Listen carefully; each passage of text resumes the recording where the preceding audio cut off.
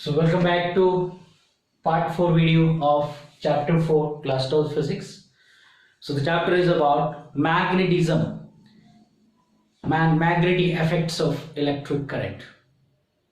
So today we are going to learn last few topics like what is a magnetic dipole and what is magnetic dipole moment and what are its applications. In a sense, what is a magnetic dipole of a revolving electron? If an electron is revolving around the nucleus, especially when we talk about hydrogen atom, then what is a magnetic moment of an electron which is revolving in the first shell or in any other shell, in the shell? And then what is the torque acting on a rectangular loop which is placed in a uniform external magnetic field? And then we'll be learning about the construction and working of a moving coil galvanometer. So here let's start with the first topic, that is magnetic dipole moment. So it is similar to electric dipole moment. We know that for a negative and positive charge, equal and opposite charge existing together constitute an electric dipole. An electric dipole moment is defined as, the strength of the dipole is defined as the one of the charge and the distance between them, and then a direction p cap which is from negative to positive. And electric field direction is from positive to negative, means it is coming out of positive and going into the negative, but the electric dipole moment direction is from negative to positive. This is what we have learned earlier for an electric dipole. But what about for a magnetic dipole? When we talk about a south pole and a north pole of a magnet, और south पोल तो वही side होता है जहाँ पे magnetic field enter होता है, और नॉर्थ पोल वो होता है जहाँ पे मैग्नेटिक फील्ड बाहर निकलता है. एक सोलेनॉइड का भी मैग्नेटिक फील्ड लगभग, जो फाइनाइट सोलेनॉइड है उसके भी लगभग एक बार मैग्नेट का जैसा है. So we are talking about the magnetic field lines, और इसके मैग्नेटिक फील्ड लाइंस और प्रॉपर्टीज वगैरह जो है वो हम नेक्स्ट चैप्टर में पढ़ेंगे. Magnetism and Earth's magnetic field and all.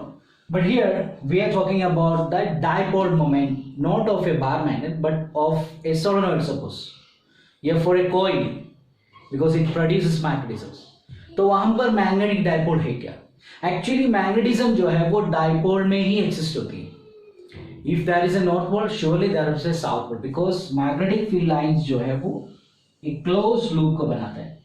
कभी भी मैग्नेटिक फील्ड एक जगह से स्टार्ट नहीं होता, एक जगह खत्म नहीं होता. For example, even a conductor has a current and then the magnetic field are concentric circles by right hand thumb rule. And circles means a circle has no beginning and no end, it is a close loop. But for a positive charge और a negative charge, electric field arise from a particular first point and it never ends. It goes and goes and goes. But if there is a negative charge, it enters into negative charge. So there is a beginning and there's an end. But for a magnetic field, there is no beginning, no end, means it's a closed loop. Electric field line does not form closed loop, but magnetic field line forms closed loop. क्योंकि magnetic field line जो है वो monopole में access नहीं होता, उसमें south pole होती है, नॉर्थ पोल भी होता है. उसको आप टुकड़ा करेंगे, वापस जहां से टुकड़ा हुआ वहां पे एक नया नॉर्थ और साउथ पोल क्रिएट हो जाएगी. So magnetism exist as a dipole only, but electrostatics system जो है उसमें मोनोपोल भी होता है, मतलब खाली पॉजिटिव चार्ज भी एक्सिस्ट होता है, खाली नेगेटिव चार्ज भी एक्सिस्ट होता है, दोनों साथ में भी एक्सिस्ट होता है. लेकिन for a magnetism both the poles exist always together. तो इसीलिए कोई भी मैग्नेटिज्म की बात करें वो एक मैग्नेटिक डाइपोल ही है. सो ए करंट कैरिंग कोइल वो भी एक मैग्नेटिक डाइपोल है. मैग्नेटिक डाइपोल मोमेंट का जो वैल्यू है, जैसे यहाँ पे charge at rest electric dipole को बनाते हैं, तो चार्जेस इन मोशन जो करंट इलेक्ट्रिसिटी है वो मैग्नेटिज्म को पैदा करते हैं, तो करंट मैग्नेटिज्म को बनाते हैं. और जैसे आप यहाँ पर लेंथ ऑफ द डाइपोल की बात कर रहे हैं, जैसे हमने एम्पियर एंड लूप में देखा था, we are going for a loop actually, और हर लूप का एक एरिया होता है. So here we are talking about the area of a loop. जिस लूप के अंदर से करंट फ्लो हो रहा है, क्योंकि एक सीधा स्ट्रेट कंडक्टर में करंट फ्लो होना है तो there must be a high potential and there must be a low potential. तो जब भी अपन कोई भी सर्किट को देखते हैं वहां पर एक कंटिन्यूटी आप देखते हैं, अगर कहीं ब्रेक है तो वहां पे कोई कंटिन्यूटी नहीं, और जहां पे कंटिन्यूटी नहीं है वहां पे करंट फ्लो नहीं हो सकता, डायरेक्ट करंट फ्लो नहीं हो सकता। So anyway we are talking about direct current only now. So current into area, and what about the direction? And the direction is n cap.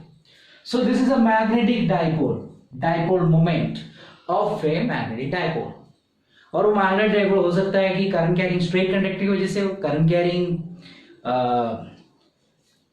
Loop की वजह से हो, रेक्टेंगुलर लूप, सर्कुलर लूप, कैसे भी loop की वजह से हो सकता है, right.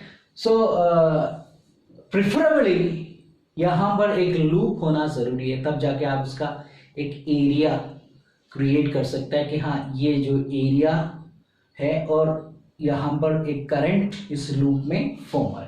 For example there is a current carrying loop, then the magnetic dipole moment is I into, and the area is suppose R, then I pi r square, and n क्या आपका जो direction है perpendicular direction, वो आपको अगर आपको find करना है तो you have to go for again right hand thumb rule. अगर करंट ऐसा फ्लो हो रहा है then this thumb will show the direction of magnetic dipole moment. So even I can say that okay, that is a next chapter we will be learning, this is chapter detail also, directions and all, है ना। उसमें कई सारे rules है जिसमें Lenz law वगैरह लो है, जिससे अपन को समझ में आएगा कि ये नॉर्थ पोल क्यों है, ये साउथ पोल क्यों है। All these things we will be learning in detail in the coming chapters, क्योंकि जो चैप्टर 5 वो भी मैग्नेटिज्म है, चैप्टर 6 इलेक्ट्रिसिटी और मैग्नेटिज्म को कंबाइन करके इलेक्ट्रोमैग्नेटिक इंडक्शन करके चैप्टर है। तो ये सारे चैप्टर में यही एक टॉपिक बार बार आप लर्न करेंगे, so it will be again a better clarity you will get out of this. Okay, so here you have to learn only this much. Current into area for a loop. For a loop it is that. And for a coil I can write current वहाँ पे n नहीं है, क्योंकि अगर बहुत सारे coils है तो वहाँ पे n i's है, so n I into a, where a is the area of the loop. Okay, because current has to have a return path, otherwise the current will, even आपके घर पे भी आपने देखा होगा कि 2 वायर आता है कनेक्शन में, एक वायर करंट को लाते हैं, एक वायर करंट का रिटर्न पाथ को प्रोवाइड करता है। हालांकि वो हायर और लोअर पोटेंशियल का भी एक कंसेप्ट है वहां में, लेकिन एक रिटर्न पाथ होना जरूरी है, इट मस्ट सर्कुलेट, है ना। अगर रिटर्न पाथ उसको नहीं मिलेगा then the electronic equipments at your home will not work, because it will not draw current. So let's go for the magnetic finding, deriving the magnetic dipole moment of a magnetic dipole moment of a revolving electron in a hydrogen atom. Suppose an electron is revolving in a hydrogen atom. So what is a magnetic dipole moment of that electron?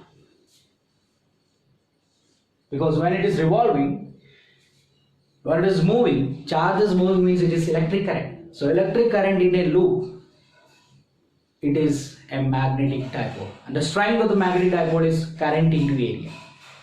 So magnetic dipole moment of this dipole is, so electron is actually a magnetic dipole. और अगर आप detail में जब इसके बारे में पढ़ेंगे तो समझ में आएगा कि ये मैग्नेटिज्म कैसे पैदा होता है, पैरामैग्नेट क्यों होता है, फेरोमैग्नेट क्यों होता है, डायमैग्नेट क्यों होता है, ये सब इलेक्ट्रॉन का मैग्नेटिक डाइपोल मोमेंट की वजह से है। सो इलेक्ट्रॉन रिवॉल्व कर रहा है तो electron is moving, so it is a current electricity. So when it is having a current electricity then loop having a current electricity will behave like a magnetic dipole, it will accept magnetism. So current into area है और इसका radius r मान लेते हैं तो pi r square आएगा। And what about current? Current is equal to charge upon time. So अगर one complete revolution के लिए टी टाइम लेते हैं which is the time period for one complete revolution. Then E upon T pi r square, and it is minus E upon T pi r square. So I am going to take only the magnitudes here, so you can even write like E upon T. And you already know what is T, time. Time is equal to distance upon speed, क्योंकि speed is equal to distance upon time होता है. And what is the distance it is covering for one complete revolution? That is 2 pi r, and the speed is v. So I can write it here, t instead of t, 2 pi r divided by v I will write here. So pi cancelled, or r square cancelled. So you are getting m is equal to E v r upon 2, where m is a magnetic dipole moment. और मैं इसको एक अलग से symbol दे रहा हूँ mu, क्योंकि ये बहुत ही छोटा वैल्यू है. Mu is equal to, so I will be writing it somewhere here, mu is equal to, so mu is equal to EVR upon 2. So magnetic dipole moment of the electron revolving in an atom. Suppose hydrogen atom. So ये nth shell में electron है, तो ये जो radius है वो भी nth shell का होगा, और वेलोसिटी जो है वो भी nth शेल का होगा, है ना. कोई भी शेल में ये हो सकता है, फर्स्ट शेल में हो सकता है, सेकंड शेल में हो सकता है, K, L, M and whatever it is. So what is the angular momentum? In class 11 you have learned about momentum is mass into velocity, and angular momentum is mass into velocity into the perpendicular distance, mvr. So here I am going to multiply it by m and divide it by m, तो बात तो बराबर पड़ जाएगा. फिर ये mvr जो है, mvr एंगुलर मोमेंटम हो गया. So mu is equal to EL upon 2m, where mu upon L is equal to E upon 2m. And this ratio is a famous ratio called gyromagnetic ratio, क्योंकि यहाँ पर एक magnetic momentum और एक angular momentum दोनों electron का ही है ना. एक तो उसका मैग्नेटिज्म का है, और एक उसका किनेमेटिक्स, मतलब उसका डायनामिक नेचर, वो मूव कर रहा है उसकी वजह से, उसका मास की वजह से, है ना. सो जो है वो है L. So mu upon L is another again है universal constant, E upon M, charge by mass ratio, और उसका हाफ. सो इसको जायरोमैग्नेटिक रेशियो बोलता है. और ये म्यू का वैल्यू अपन और भी ढंग से लिख सकते हैं, तो ये रेशियो यहाँ पे अलग से रहने दो. Mu upon L is equal to E upon 2m, that is another thing. लेकिन mu is equal to E upon 2m into what is L according to Bohr's postulate. Bohr का पोस्टुलेट ये कहता है एंगुलर मोमेंटम, इलेक्ट्रॉन उसी shell में घूमते हैं जहां पे उसके angular momentum integral multiple of h upon 2 pi है. तो L को NH अपॉन 2 पाई लिख सकते हैं आप, या MVR को NH अपॉन 2 पाई लिख सकते हैं. So then it comes to a clear cut equation called N into EH upon 4 pi m, where E is 1.6 × 10⁻⁹. H is Planck's constant, chemistry में सीखा होगा, ये फिजिक्स में भी आप कुछ आगे की चैप्टर्स में, चैप्टर 11, 12 वगैरह में सीखेंगे डिटेल में इसके बारे में. ये जो फॉर्मूला यहाँ मिलेगा NH अपॉन 2 पाई, है ना, इसके बारे में वहां पर डिटेल में पढ़ेंगे. लेकिन अभी तो आप केमिस्ट्री से डायरेक्ट ले लो. बोर का जो पोस्टुलेट है वो ये कहता है, सेकंड पोस्टुलेट स्पेशली वो ये कहता है कि ये जो इलेक्ट्रॉन सिर्फ उसी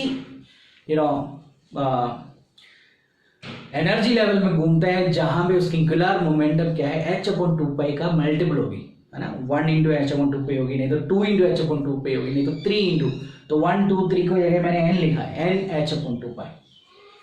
सो हियर ई एच का वैल्यू जो है, ई का वैल्यू 1.6 × 10⁻990 10 के पावर -19 और एच का वैल्यू 6.63 या 626 × 10 के पावर -34 4 पाई का 3.14 या 22.7 व्हाटएवर और एम का value mass of the electron. So ये सब नॉन क्वांटिटीज है और इन सब का वैल्यू डाल के इसको कैलकुलेट करके एक वैल्यू निकल सकता है, that is again universal constant. And then multiply by 1 अगर फर्स्ट शेल में है तो, मल्टीप्लाई बाय 2 तो फर्स्ट शेल का मैग्नेटिक मोमेंट आ जाएगी, सेकंड शेल का मैग्नेटिक मोमेंट आ जाएगा, थर्ड शेल का मैग्नेटिक मोमेंट आ जाएगा। और फर्स्ट शेल का अगर मैग्नेटिक मोमेंट की बात करें, फर्स्ट शेल में जो इलेक्ट्रॉन घूमता है that will be only purely EH/4πm, है ना, which is called as Bohr magneton, क्योंकि बोर का फॉर्मूला यहाँ पे यूज किया है NH/2π। So bore magneton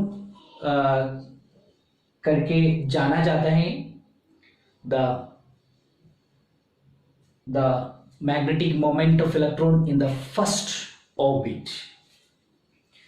okay, so this is anyway magnetic moment of electron. That's the final answer for the magnetic moment of an electron. कोई भी shell का, और इसमें अगर सेकंड शेल है तो n का वैल्यू 2 डालेंगे, थर्ड शेल है तो n का वैल्यू 3 डालेंगे। Okay, that's all about the small derivation, magnetic moment of an electron. And now we will be going to learn about torque acting on an magnetic type. जैसे हमने chapter 1 में और chapter 2 में electric dipole के बारे में deal किया था, और चैप्टर 1 में भी हमने इलेक्ट्रिक डायपोल का डेरिवेशन किया था कि एक्सटर्नल इलेक्ट्रिक फील्ड में अगर इलेक्ट्रिक डायपोल को रखेंगे तो वो रोटेट कर सकता है, so it will experience a torque and the force is 0 अगर यूनिफॉर्म इलेक्ट्रिक फील्ड है। तो ये हमने चैप्टर 1 में डिराइव किया था, और वही चीज यहाँ पे हम चैप्टर 4 में मैग्नेटिज्म के लिए डिराइव करेंगे। So I am going to keep here a north pole and a south pole of a strong electromagnet और व्हाटएवर। एक मैग्नेट है, मैग्नेट का नॉर्थ पोल और साउथ पोल, या दो डिफरेंट मैग्नेट रख लिया, उसमें एक नॉर्थ पोल रख दिया, सिमिलर मैग्नेट रख दिया, और एक तरफ नॉर्थ पोल रख दिया, होर्सशू मैग्नेट रख दिया, व्हाटएवर इट इज, समय कोई मतलब नहीं है। मतलब यहाँ पे है कि एक नॉर्थ पोल और साउथ पोल है तो इसके बीच में एक uniform strong magnetic field exist होती है, और इस यूनिफॉर्म स्ट्रॉन्ग मैग्नेटिक फील्ड और इसका स्ट्रेंथ हम B मान लेते हैं, B is the strength of magnetic field, और इसके अंदर एक लूप, एक रेक्टेंगुलर लूप या सर्कुलर लूप, व्हाटएवर, यहाँ मैं रेक्टेंगुलर लूप का इस्तेमाल कर रहा हूँ, and I am going to find out the torque acting on the rectangular loop। और rectangular loop का कोई नाम दे देते हैं ABCD। So the torque acting on this ABCD rectangular loop ABCD, and a current is moving in this circuit, तो उसके लिए कोई एक्सटर्नल सप्लाई जरूर होगा, वो सब हमें यहाँ पे बनाने का जरूरत नहीं है। So एक एक्सटर्नल सप्लाई से हम इसमें करंट दिया और इसमें से करंट घूमकर बाहर आ रहा है। So the steady current is flowing through this current I, then surely it must behave like a magnetic dipole, क्योंकि ये एक लूप है और इस लूप के अंदर से ऐसे करंट फ्लो हो रहा है, तो ऐसे करंट फ्लो हो रहा है तो इनवर्ड एक मैग्नेटिक फील्ड पैदा होगा, और मैग्नेटिक डायपोल मोमेंट का डायरेक्शन भी इनवर्ड है यहाँ पे। Okay, right hand thumb rule के हिसाब से इनवर्ड। अगर ऐसे घूमता करंट D से C की तरफ जाता, C से B की तरफ जाता, तो बाहर की तरफ मैग्नेटिक डायपोल मोमेंट का डायरेक्शन होता, लेकिन अभी यहाँ पे अंदर की तरफ मैग्नेटिक डायपोल मोमेंट का डायरेक्शन है। तो टॉर्क एक्टिंग फाइंड करने के लिए नॉर्मली टॉर्क का फॉर्मूला ये होता है R परपेंडिकुलर इनटू फोर्स, या RF साइन थीटा, है ना। लेकिन R परपेंडिकुलर इनटू फोर्स का फॉर्मूले से हम एक बार इसका टॉर्क निकालने की कोशिश करते हैं। And we already learned about force in the last video, और फोर्स का फॉर्मूला हमें पहले से पता है ना, फोर्स का फॉर्मूला पता है, force is equal to ILB sine theta. So suppose इसका लेंथ में A मान रहा हूं, इसका ब्रेड्थ B मान रहा हूं, इस रेक्टेंगुलर लूप का, तो यहां पर I लेंथ तो A होगा और B और sine theta, what is sine theta? L और बी के बीच का एंगल। सो ये एल है और ये इस तरफ मैग्नेटिक फील्ड लाइंस है। So we know that this is the direction of magnetic field lines. So this is the direction of magnetic field lines from north pole to south pole. और ये north pole south pole क्यों है, ये सब हम next chapter में सीखेंगे actually, that is a matter of the next chapter. और उसमें वैसे भी आप क्लास 10th में सीखा है ऑलरेडी, इसीलिए हम डिटेल में अभी यहाँ पे डील नहीं किया है ना मैग्नेटिज्म में। और याद रखो नॉर्थ पोल में जो है मैग्नेटिक फील्ड लाइंस जो है, नॉर्थ पोल में magnetic field lines north pole से बाहर निकलता है और साउथ पोल में हमेशा मैग्नेटिक फील्ड लाइंस एंटर होता है। मतलब जिस पोल में मैग्नेटिक फील्ड लाइंस एंटर होता है that is the south pole. That is the convention that we have already taken, है ना, NCERT has already taken and you can't change it. जैसे हम पॉजिटिव चार्ज को outward magnetic electric field, negative charge को inward, वैसे north pole में outward magnetic field और south pole में inward magnetic field. That's what is similar, you know. So यहाँ पर साइन थीटा जो है थीटा 90 डिग्री है, क्योंकि यहाँ जो थीटा है वो एल और बी के बीच में है और एल ये है और बी ये है, तो इन दोनों के बीच में 90 डिग्री हो गया। Okay, so F is equal to I A B आ गया और अभी आर परपेंडिकुलर का वैल्यू निकालना है। So now the problem is r perpendicular क्या है और ये कौन सा एक्सिस पे रोटेट करेगा। सो नॉर्मली हम इसके एक्सिस जो है ये इसका सेंटर ही मान लेते हैं, that will B an easy way for the axis, क्योंकि कोई भी चीज को आसानी से घुमाना तो उसका सेंटर ही है। तो इसका सेंटर में एक शाफ्ट, एक रोड कनेक्ट कर लेंगे, फिर उसके उसमें एक रेक्टेंगुलर है ना लूप को रख लेंगे और फिर और आप चाहे तो बहुत सारा नंबर ऑफ लूप्स भी रख सकते हैं। वैसे बहुत सारा नंबर ऑफ लूप रखेंगे तो ज्यादा टॉर्क लगेगी, क्योंकि यहाँ पे जो आई का वैल्यू है एन आई हो जाएगा। सो नंबर ऑफ लूप्स ज्यादा है तो ज्यादा एन आई होगा, एन आई का मतलब एन टाइम्स ग्रेटर टॉर्क लगेगा। So that would be advantage, but here for purpose of derivation we are considering only one loop. तो ये जो लूप है इसके अंदर जब रोटेट करेंगे तो अलग अलग एंगल पे आ सकता है। तो इसीलिए हम यहाँ पे जैसे हमने मैग्नेटिक फील्ड में देखा वैसा है ना, ये ऐसा मैग्नेटिक फील्ड है और ये जो लूप है इसको थोड़ा टेढ़ा, तो ये टेढ़ा जो है ये यहाँ पर 2D में आपको इतना समझ नहीं आएगा, क्योंकि दो चार्ज होता तो इट वाज वेरी इजी, क्योंकि वो 2D में फिट हो सकता है। लेकिन यहाँ पे एक रेक्टेंगुलर लूप है जो घूम रहा है, तो ये 2 डायमेंशन में फिट नहीं हो सकता। तो इसीलिए थोड़ा 3D इमेजिनेशन इसमें जरूरी है इस चीज को समझने के लिए। सो इसका एक 3D इमेजिनेशन में यहाँ पे एक्सप्लेन कर रहा हूँ, वो ये है कि ये AD का हिस्सा है। सो ये जो रेक्टेंगुलर लूप है ना, आप एक बुक को भी मान सकता है रेक्टेंगुलर लूप। अब ये बुक वैसे तो ये रेक्टेंगुलर लूप है, लेकिन यहाँ पर एक नॉर्थ पोल और यहाँ पे एक साउथ पोल है, तो रेक्टेंगुलर लूप ऐसे रखी है, तो ऐसे रखी है तो ये ऐसे रोटेट कर सकते हैं। तो अभी आप देखो ये जो AD है, AD तो थोड़ा टेढ़ा है ना। सो ऐसे अलग अलग एंगल पे मैग्नेटिक फील्ड के साथ ये आ सकता है। तो इसीलिए फर्स्ट ऑफ ऑल ये जो अंदर की तरफ ये लूप है एक्चुअली, जो कि हमने अभी बना नहीं रखा, ए से बी, बी से सी, सी से डी। जैसे कि अभी आप यहाँ से देखेंगे तो आपको सिर्फ ये वाला हिस्सा समझ में आएगा, ये वाला हिस्सा दिखेगा नहीं। ऐसे करेगा तो पूरा दिखेगा, लेकिन ऐसे करेगा तो आपको इतना ही दिखेगा। तो वही यहाँ पे मैंने कर रखा है कि ऐसे कर रखा है इसको, रेक्टेंगुलर लूप है लेकिन सिर्फ एक तरफ AD आपको दिखाई देगा। तो AD घूम रहा है तो ये अलग अलग एंगल पे घूम सकता है, मतलब थीटा कुछ भी हो सकती है।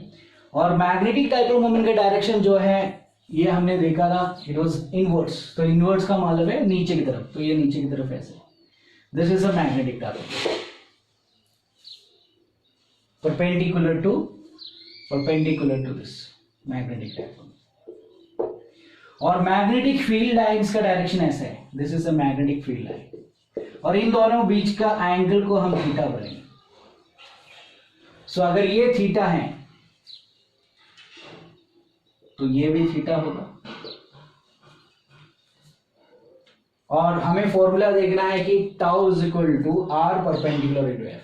तो आर परपेंडिकुलर और एफ का बीच का एंगल को आपको फाइंड करना है।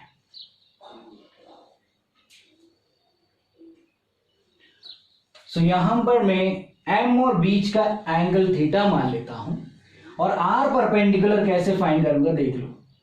आर परपेंडिकुलर कैसे फाइंड करूंगा, देखो ऐसे एक्सिस है ये, और इस एक्सिस से परपेंडिकुलर डिस्टेंस जो है वो ये इसका परपेंडिकुलर डिस्टेंस हुआ ए का। तो ये थीटा है, ये थीटा है। तो एक बार ये भूल जाओ, अब इसके बिना भी मैं बता देता हूँ। ये थीटा है तो ये 90 माइनस थीटा होगा, और ये 90 माइनस थीटा है तो ये भी थीटा होगा। तो ये थीटा है तो ये अगर इसका ओवरऑल डिस्टेंस, इसका ओवरऑल डिस्टेंस मैंने बी माना है, ये वाला BC, width, length and breadth, breadth को बी माना है तो ये बी है, तो ये b/2 और ये भी b/2 होगी, तो ये टोटल बी है। सो ये होगा b/2 साइन थीटा, क्योंकि ये इसका परपेंडिकुलर है, perpendicular upon hypotenuse is equal to sine theta होता है, और perpendicular is equal to hypotenuse into sine theta. और यहाँ पे हाइपोटेन्यूज जो है ये 90 डिग्री है, तो ये हाइपोटेन्यूज b/2 है और into sine theta, so that will be the perpendicular. So theta से जो टच नहीं है वो परपेंडिकुलर है। तो ये सब बेसिक मैथमेटिक्स थिंग्स है जो आपने ऑलरेडी क्लास 10th 11th में भी सीख चुका है। एक राइट एंगल ट्राइंगल है और उसका हाइपोटेन्यूज होती है, परपेंडिकुलर होता है, बेस होता है। साइन थीटा डालने पे आप इसका परपेंडिकुलर निकाल सकते हैं, cos थीटा डालने पे आप इसका बेस निकाल सकते हैं। Even you have learned these all things in class 11 also, even the first derivation of chapter 4, even आपने वेक्टर एडिशन, वेक्टर सब्ट्रैक्शन सब आप राइट एंगल ट्राइंगल से कर रखा है। तो वही बात यहाँ पर हो रहा है, b/2 sin थीटा यहाँ पर, therefore r perpendicular is equal to, यहाँ पर आ रहा है r perpendicular is equal to b/2 sin theta.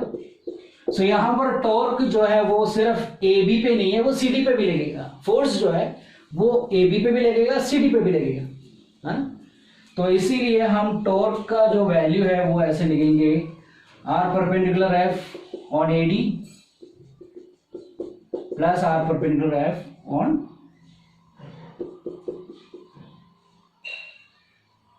On A B and on C D. यहां पर भी फोर्स लगेगी, यहां पर भी फोर्स लगेगी। सो आर परपेंडिकुलर तो b/2 sin theta into force, force तो अपन को पता है IAB, plus b/2 sin theta into IAB। So will get 2b/2 sin theta into IAB, तो हाफ ऑफ 1 हो जाएगा, 2 कट जाएगी। So I will be writing it like IAB sin theta, और I into area, A into B is area, क्योंकि length into breadth, so IAB sin theta, that is a torque. And you see what is IA, you have already learned it. For a loop, current into area, charge into length, अगर electric dipole moment है तो current into area magnetic dipole moment. So आप इसको rewrite कर सकते हैं, tau is equal to mb sin theta, and this is a very similar formula you have learned in chapter 1. The torque is equal to PE, torque is equal to PE sin theta, where P was electric dipole moment, E was electric field intensity, and here M is magnetic dipole moment and B is magnetic field intensity, magnetic field strength. So here you can write it like tau is equal to m cross b, even the direction of the tau torque, कि वो clockwise घूमेगा या anti clockwise घूमेगा, है ना। दो ही direction होता है टॉर्क का, या तो क्लॉकवाइज घुमाएगा कोई चीज को, नहीं तो एंटी क्लॉकवाइज घुमाएंगे। So that's what here happening. So the final derivation is tau is equal to mb sin theta.